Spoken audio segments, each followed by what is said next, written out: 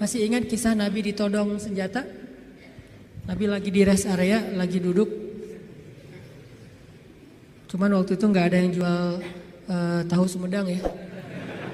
Lagi duduk nih di rest area, istirahat sebentar lah, perjalanannya cukup macet. Ada kren jatuh di kilometer berapa kemarin teh. Istirahat. Lagi duduk di rest area, jauh dari para sahabat. Biasanya Nabi duduknya itu di antara para sahabat. Kali ini beliau pengen menyendiri. Kenapa pengen menyendiri? Mungkin beliau nggak enak mau nolak sahabat yang curhat, nggak enak mau nolak sahabat yang ajak ngobrol. Karena sahabat juga kan kalau dekat Nabi curhat, ngobrol panjang lebar, minta selfie segala macam kan. Nah Nabi pengen me time lah, nggak pengen diganggu. Kalau udah terlanjur bareng dengan mereka, Nabi itu nggak enakan banget orangnya. Kalau udah Nabi boleh curhat nggak? Nabi nggak mungkin bilang nggak. Nggak ada kata-kata enggak dalam kamus Nabi itu. Yang ada, oh ya boleh, walaupun beliau udah capek banget. Nah akhirnya pengen ngambil me time, nggak mau diganggu, sendiri. Sahabat juga pengertian, oh Nabi lagi pengen sendiri, ya udah menjauh. Ternyata itu jadi kesempatan buat orang kafir, musuh yang pengen membunuh Nabi. Dia langsung datang, nodong senjatanya, pedangnya di leher Nabi. Itu pedang yang sangat tajam, kalau ditarik dikit, udah aja langsung Nabi kegorok. Dia todong di leher Nabi, tinggal ditarik doang. Dia bilang, Muhammad, sekarang kamu jauh dari orang-orang yang mengawal kamu, sahabat-sahabat kamu. Kalau saya gorok leher kamu nih sekarang nih, siapa yang bisa nolong kamu? Di situ kelihatan tawakal Nabi itu, gambaran tingkat tawakal Nabi itu benar-benar hakut tawakulih. Kayaknya rasa-rasanya nggak ada di antara kita yang bisa tawakal sekeren itu. Tapi setidaknya kita bisa mengambil itu sebagai inspirasi. Ternyata tawakal itu menguatkan mental. Walaupun gak sekuat Nabi memang. Nabi kan di atas rata-rata ya, manusia paling istimewa lah. Siapa yang bisa nolongin kamu Muhammad? Nabi dengan tersenyum melihat ke arah dia dengan tenang mengatakan Allah. Saking mantapnya kata-kata Nabi sampai bikin orang itu gemetar, jatuh tuh pedangnya. Kita belum bisa kayak gitu. Ketika kita datengin, Pak saya mau melamar anak Bapak. Kamu ngasih makan apa buat anak saya? Allah yang ngasih makan. Astagfirullahaladzim. Iya terima. Gak bisa. Langsung gemetar tuh orang. Mertua langsung gak bisa berdiri. Mana bisa kita naklukin mertua dengan kata-kata kayak gitu kan? Kemarin aja tadi pagi saya disuruh minta sharing di Mabes TNI aja. Saya yang gemetar. Biasanya kan enjoy gitu, ceramah santai dan cari-cari bahan ngebully. Mau ngebully TNI, bayangin. Di depan jenderal-jenderal, bintang 2, bintang 3, ini mau ngebully apa ini? Saya kan mati langkah kalau nggak ngebully ya. Jadi bingung mau kayak gimana. Udah aja kaku nggak jelas kayak gitu, salting pokoknya sampai mereka juga melihat ini ceramah atau lagi curhat ya, nggak jelas gitu. Artinya kita tuh nggak punya mental kayak Nabi tuh. Menghadapi makhluk aja kadang-kadang keder. Nabi menghadapi orang yang satu-satunya paling memusuhi beliau, udah siap pengen menggal kepala beliau. Coba imajinasikan deh adegan itu. Karena kalau cuma baca teks sejarah nggak akan dapat apa-apa. Oh gitu doang. Padahal kita juga nggak bisa kayak gitu kan. Bisa nggak kita ketika lewat satu jalan terus digonggong sama guguk misalnya? Terus kita santai. Kamu dan saya sama-sama hamba Allah. Bisa nggak kayak gitu? Sehingga dia langsung melipir, oh iya salah, sorry. Salah ngegonggong ustadz ya. Gak gitu kan, tetap aja kaget. Walaupun gak takut mungkin kaget pasti dengan suaranya nyentaknya. Baru sekali dia bersuara langsung, oh udah gitu jaim-jaim melihat orang ada yang lihat gak saya kaget gitu kan ya. Tapi Nabi gak sama sekali kayak gitu. Dia todong dan orangnya itu preman. Bayangin tatoan preman yang udah biasa bunuh orang buat dia itu kayak hobi, kayak kita ngopi gitu. Aduh hari ini belum bunuh orang gitu. Jadi sakit kepala kalau belum bunuh orang. Orang kayak gitu tuh nodong Nabi pakai senjata yang udah tajamnya luar biasa, ditarik sedikit langsung udah Nabi bisa kegorok. Nabi menjawab dengan tenang, Allah yang nolong saya. Dia gemetar, jatuh pedangnya diambil balik, ditodongin balik sama Nabi. Sekarang kalau saya pengen bunuh kamu, siapa yang nolong kamu? Kata dia, engkau wahai Muhammad. Nabi tersenyum, diambil pedangnya dikasih lagi kepada dia. Nabi gak takut dibalikin lagi kayak tadi, gak. Dikasih lagi sama Nabi. Nabi itu orangnya bisa menaklukkan hati orang seketika tuh. Ketemu langsung berubah hatinya kalau hatinya baik. Satu-satunya yang gak bisa ditaklukkan itu kalau hatinya memang diisi dengan kesombongan. Karena itu sudah ditaklukkan oleh setan. Kalau hatinya bersih baik, Nabi bisa membujuk hati orang. Itu keahlian Nabi SAW. Akhirnya dia dapat lagi pedangnya disarungkan, dia jadi malah duduk ditarbiyah sama Nabi. Jadi curhat, saya tuh galau berat ya Rasulullah. Tadi gini sekarang jadi curhat, jadi baper. Gimana nih Rasul, saya putusin aja gitu Rasul. Malah cerita tentang masalah pribadi. Nabi kasih solusi, Nabi tepuk-tepuk punggungnya. Ya udah sabar ya, jangan terlalu baper, kan ada Allah. Oh iya ya benar Rasulullah. Saya boleh izin pulang ke negeri saya Rasulullah, buat apa? Saya pengen ngasih tahu ke orang-orang supaya masuk Islam. Agama Islam itu luar biasa. Dia pulang ke kampungnya, dia ceritakan kepada orang lain tentang pengalaman dia ketemu Nabi. Akhirnya berbondong-bondong orang masuk Islam. Kenapa Nabi bisa woles kayak gitu? Enggak panik. Pernah juga di kota Madinah, suatu malam ada kedengaran suara dari tengah padang pasir. Itu suara paling aneh. Kita nggak bisa meniru. Yang jelas ilustrasinya, suara itu bisa bikin orang kayak Umar ketakutan. Bayangin. Suara yang bisa bikin orang kayak Umar, kan kita tahu keberanian Umar. Setan aja takut sama Umar kan? Tapi Umar kali ini takut dengan suara itu, coba. Umar lewat jalan misalnya nih depan Pusdai lewat nih, udah steril, setan gak bakalan lewat jalan situ. Langsung di dalam Google Map setan itu merah. Jangan ngambil jalan itu, kenapa? Udah merah, lewatin sama Umar. Jadi udah forbidden buat setan. Tapi Umar pada malam itu ketika mendengar suara di tengah padang pasir, ketakutan. Sehingga ketika semua penduduk Madinah mendengar suara yang luar biasa, seperti suara makhluk yang lagi marah-marah nih. Suara setan kalau menurut ulama, walaupun Nabi gak nyebut kayak gitu. Suara setan yang lagi ngamuk-ngamuk, bayangin. Orang aja ngamuk kan kelihatan ya. Apalagi setan ngamuk, bayangin. Setan ngamuk, bukan jin, setan. Arti setan tuh jin yang paling premannya jin lah. Tuh jagarnya jin ngamuk. Diobrak-abrik semuanya sama dia. Lagi ngamuk nih setan, suaranya luar biasa kayak yang pernah sempat viral di YouTube ya. Gak tahu itu suara apa di dalam perut bumi, terdengar di beberapa penjuru dunia. Entah benar, entah editan, saya gak ngerti lah. Yang jelas suara kayak gitu tuh pernah terdengar di zaman Nabi. Dan lebih ngeri lah gitu. Ada yang ngamuk luar biasa. Terus para sahabat berkumpul di Masjid Nabawi. Bayangin, sahabat malam-malam itu keluar dari rumah mereka, pengen cari tahu suara apa, tapi gak ada yang berani keluar sendiri. Akhirnya ngumpul di depan masjid. Udah ngumpul depan masjid, mereka cari Nabi. Kan rumah Nabi di sebelah masjid. Rasulullah mana? Rasulullah mana? Umar.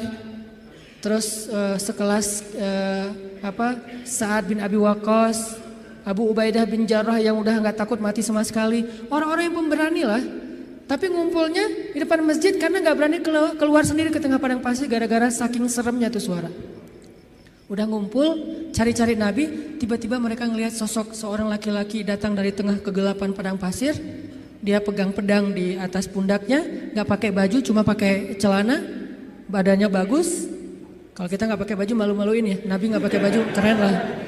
Gak pakai baju, cuma pakai celana, badannya bagus, terus pakai pedang gitu kan bener-bener kayak cerita gladiator atau siapalah Hollywood gitu kan. Naik kuda tuh gagah sendiri dari tengah kegelapan padang pasir sendiri datang, dari kejauhan ditanya siapa? Ternyata Rasulullah SAW. Jadi kalau ada yang menganggap Nabi pengecut, banyak bukti Nabi itu pemberani. Cuman nggak sok jagoan Nabi teh, nggak konyol. Nabi kalau misalnya berstrategi dalam perang, Nabi ada istilah dakwah sembunyi-sembunyi, bukan karena Nabi takut pada orang Quraisy. Karena kalau Nabi dakwahnya belak-belakan, nggak pakai strategi, terus beliau dibantu oleh Allah dengan mujizat, maka kita nggak bisa niru strategi dakwah Nabi, soalnya kita nggak punya mujizat. Nabi mencontohkan yang paling mudah ditiru, bukan yang paling mudah untuk beliau. Kalau mau, Nabi bisa berdakwah itu nggak butuh Abu Bakar, nggak butuh Khadijah, sendiri aja.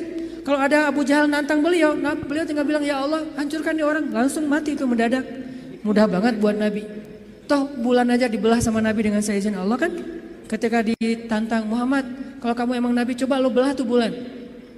Kalau saya bisa membelah bulan, apakah kalian beriman? Ya, kita lihat aja nanti. Posting dulu pokoknya. Akhirnya Nabi Bismillah ya Allahu Akbar, kebelah bulan, benar-benar kebelah dua. Mereka bilang Muhammad telah menyihir mata kita. Kata Nabi Muhammad, kalau kalian merasa mata kalian yang tersihir, ini hanya halusinasi. Coba kita tanya kepada musafir yang sebentar lagi datang dari tengah padang pasir. Apakah mereka melihat malam ini bulan terbelah? Kan gak mungkin saya menyihir orang yang jauh.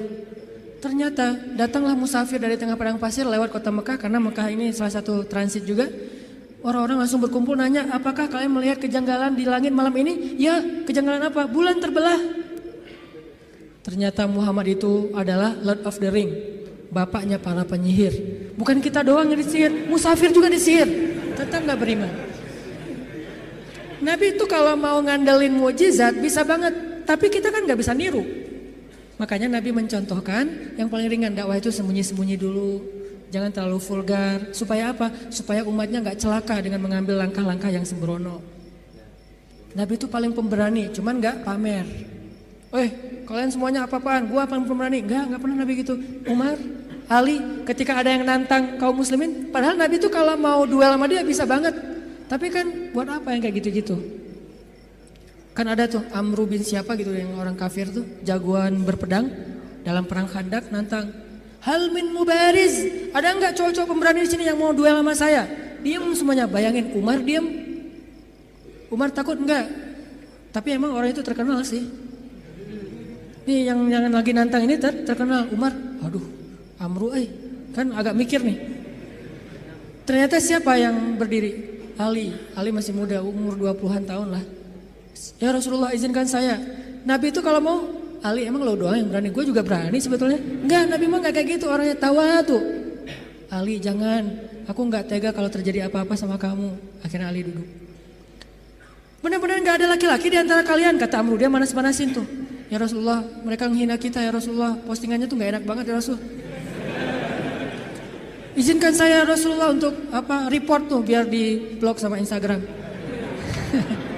Kata Rasul, jangan Ali, nanti kamu ada apa-apa lagi sama kamu. Saya kan gak tega, sayang banget sama kamu Ali. Duduk lagi. Ali itu sebetulnya udah gergetan. Rasul kok gak izinin sih, saya bisa tuh ngalahin tuh orang. Rasul gak percaya banget sih sama saya gitu-gitu.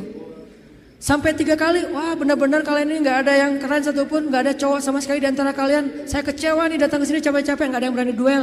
Kata Amru. Akhirnya Ali, ya Rasulullah, izinkan saya demi Allah, biar Allah yang akan menunjukkan kebesarannya. Akhirnya Nabi diam, membolehkan Ali berangkat. Wah langsung kata Ali, ya Amru, saya mengajak kamu kepada Islam secara baik-baik. Kata Amru, gak ada urusan saya dengan agama itu. Kalau gitu saya ngajak kamu berduel. Kata Amru, saya gak tega membunuh kamu wahai Ali. Kata Ali, tapi saya tega bunuh kamu. Coba, Ali terkenal kan jagoannya Rasulullah kan. Akhirnya tarung, wah tahu sendiri kekuatan pedang Zulfikarnya Ali. Terkenal lah, legend banget lah pokoknya tuh. Ali itu bisa dibilang salah satu petarung legend dalam Islam. Ali dengan Zulfikarnya. Akhirnya tuh orang terkapar, penggal sama Ali dan mati dalam peperangan itu hal yang wajar. Jadi gak ada urusan HAM-nya mana tuh, hak asasi manusia, ini perang. Kecuali perangnya di dalam kota, baru ngomongin HAM. Karena Islam itu sangat memperhatikan HAM kalau perangnya di dalam kota. Gak boleh nebang pohon, gak boleh bunuh perempuan, gak boleh menyakiti anak kecil, gak boleh menyakiti orang tua, gak boleh menyakiti orang yang sudah melepaskan senjatanya. Itu etika perang dalam Islam kan? Tapi kalau di medan perang, ya wajar tuh laki-laki sama laki-laki, wajar banget itu mah. Sama-sama cowok, sama-sama militer, sama-sama megang senjata, wajar banget. Jadi artinya Rasulullah itu sangat pemberani. Tiba-tiba Nabi datang bawa pedang di atas pundaknya, terus megang kuda, datang gagah banget. Orang-orang pas dari jauh ngeliat siapa, kok pemberani banget. Ternyata Rasulullah SAW. Begitu Nabi datang, tenang semuanya. Nabi itu kayak ayah buat sahabat. Nabi turun dari kudanya, diikat kudanya di kandang kuda, di garasi rumah beliau. Udah selesai markirin kuda, Nabi datang ke sahabat. Ya udah ya, udah bubar ya, udah selesai. Kata sahabat, Nabi ada apa sih di luar? Tadi kedengaran suaranya serem banget. Kata Nabi, udah beres. Nabi gak cerita. Saking Nabi bijak. Kan kalau kita mah habis kayak gitu kan ceritanya panjang tuh ya. Wah gua tadi habis tarung loh sama dia. Kan gitu ya. Nggak bijak banget kita mah. Kalau Nabi bijak, udah beres. Nggak, gua habis tarung, wah babak belur lah pokoknya. Dia udah nggak patah kaki, patah tangan. Tadinya tuh dia gaya-gaya nantang gua, nggak tahu siapa Muhammad gitu-gitu kan. Ini anaknya Abdullah, cucunya Ismail, seorang sniper. Ismail kan terkenal sniper ya. Mata Ismail itu turun kepada Nabi Muhammad, mata yang tajam. Salah satu keistimewaan Nabi itu matanya tajam, sehingga beliau itu nggak pernah meleset dari memanah. Cuman kenapa nggak terkenal? Karena Nabi nggak suka manah seseorang yang tidak layak. Nah kita mah cuman manah calon juga nggak kena kan ya? Gagal lagi. Insya Allah nanti saya sharing cara memanah. Nabi itu jagoan memanah, seorang jago main pedang, lomba berkuda pernah beberapa di waktu Nabi masih ABG nih, belum jadi Nabi, sering lomba berkuda kan, sama Hamzah, Nabi sering menang. Jadi jago kuda, jago mana sambil berkuda itu udah biasa buat Nabi. Cemen lah itu mas, kecil, sepele, kayak kita ngemil doang itu mah. Gak ada apa-apanya buat Nabi. Tapi apakah Nabi pamer? Enggak, udah beres. Gak ada Nabi cerita, wah tadi gua berantem tuh sengit banget sampai 10 ronde loh. Gak ada cerita kayak gitu. Ini menunjukkan bahwa keberanian Nabi SAW bukan hanya karena beliau punya fisik yang ideal, tapi karena punya iman yang ideal. Bilal bin Rabah itu fisiknya gak ideal. Bukan masalah warna kulit, tapi dia lemah. Karena warna kulit itu sekarang bukan lagi ukuran keren gak keren. Malah sekarang makin dof tuh kan makin gimana gitu ya. Makin dof katanya makin apa istilahnya? Ya, gak enak nyebutnya dalam masjid. Nah, Bilal itu mungkin dia orang yang kulit hitam. Tapi bukan itu masalah Bilal, fisiknya lemah. Pernah tarung sama Wahsy, sama-sama dari budak Habasyah, itu gak perlu 1 ronde, setengah ronde juga selesai. Sekali dorong Bilal jatuh langsung gak berdaya. Saking lemahnya Bilal. Terkenal fisik Bilal itu lemah. Ada yang lebih lemah daripada Bilal, siapa? Abdullah bin Mas'ud. Sampai dijuluki kaki burung belibis. Saking kaki Abdullah bin Mas'ud itu kecil banget. Sehingga tendang sedikit langsung jatuh tuh, nggak ada kuda-kudanya Ibnu Mas'ud. Tapi kenapa Ibnu Mas'ud ini bisa membunuh Abu Jahal dalam perang Badar? Kenapa Bilal bisa bertahan seperti gunung Uhud ketika disiksa berbulan-bulan lamanya? Padahal fisiknya lemah. Sampai orang-orang kafir Quraisy juga heran. Sekarang siapa yang kuat?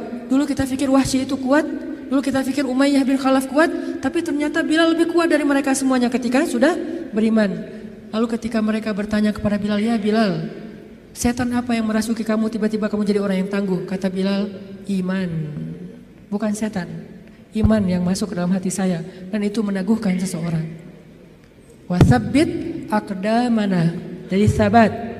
Makanya teman-teman, kalau kita mau nggak gampang panik, mau woles, mau survive, mau tough menghadapi masalah, mau terisi jiwa kita sehingga kita selalu punya hope, punya harapan dan tidak pernah berputus asa. Isilah hati kita dengan iman kepada Allah. Gimana mengisi hati kita dengan iman? Belajar yakin sama Allah.